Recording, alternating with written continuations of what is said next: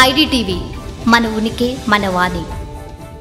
కంచగచ్చిబౌలి భూముల వివాదం మరో టర్న్ తీసుకుంది. సీనియర్ ఐఏఎస్ అధికారి స్మితా సబర్వాల్కు నోటీసులు ఇచ్చిన పోలీసులు ఆమెను విచారణ చేశారు. ఈ విషయంపై సోషల్ మీడియాలో స్మిత కీలక అప్డేట్ ఇచ్చారు.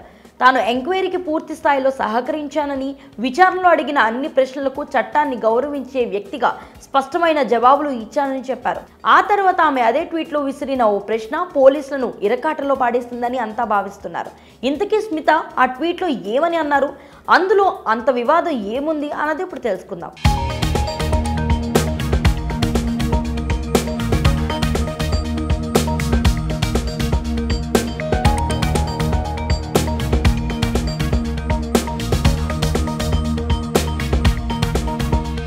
కంచగచ్చిబౌలి భూముల కేంద్రంగా జరిగిన వివాదంలో సీనియర్ ఐఏఎస్ అధికారి స్మితా సబర్వాల్ సడన్ గా సెంటర్ ఆఫ్ ద అట్రాక్షన్ అవుతున్నారు. ఈ వివాదానికి సంబంధించి ఓ ఇమేజ్ ను ఆమె రీట్వీట్ చేయగా పోలీసులు ఈ విషయాన్ని సీరియస్ గా తీసుకున్నారు. విచారణకు రావాల్సిందిగా ఆదేశించారు. అంగీకరించిన స్మిత పోలీసుల విచారణకు హాజరై తగిన రీతిలో సమాధానాలు ఇచ్చారు. ఈ విషయంపై ఆమె సోషల్ మీడియాలో అప్డేట్ ఇచ్చారు.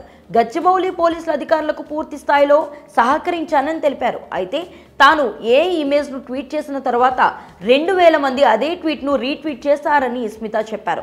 వాళ్లను కూడా పోలీసులు విచారణ చేశారా, వాళ్ల నుంచి కూడా విచారణ తీసుకున్నారా, వాళ్ల విషయాల్లోనూ ఇలాంటి చర్యలే తీసుకున్నారా అన్న విషయాల్లో తనకు స్పష్టత కావాలని ట్వీట్లో ఆమె కామెంట్ చేసి సంచలనాన్ని సృష్టించారు. ఒకవేళ అలాంటి చర్యలు తీసుకోకుంటే ఎంపిక చేసిన వారినే టార్గెట్ చేసినట్టు అవుతుందన్నట్టు మరో సీరియస్ కామెంట్ చేశారు. చట్టం అందరికీ సమానమే కదా అంటూ మరో సీరియస్ కామెంట్ చేశారు. దీనిపై అధికారులను స్పష్టత కోరినట్లుగా తన పోస్ట్లో చెప్పారు. స్మిత నుంచి ఊహించని ఈ ప్రశ్నతో పాటు ట్వీట్ చేసిన విధానంపై పోలీసులు కూడా షాక్ తిన్నట్టు తెలుస్తుంది. ప్రభుత్వం నుంచి ఇప్పటి వరకు ఎవరు స్పందించకపోయినా కూడా విషయాన్ని కాస్త సీరియస్ గానే తీసుకున్నట్లుగా సమాచారం అందుతుంది. అయినా ఇప్పటికీ కంచగచ్చిబౌలి భూముల వివాదం సుప్రీంకోర్టు వరకు వెళ్లి ప్రభుత్వంపై మొట్టికాయలు పడే పరిస్థితి ఏర్పడింది.